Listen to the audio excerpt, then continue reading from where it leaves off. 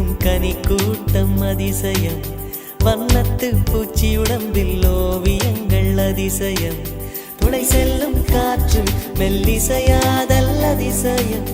குருநாதர் இல்லாத குயில் பாட்டு அதிசயம், அதிசயமே அசந்து போகும் நீ எந்த அதிசயம், கல் தோன்றி மண்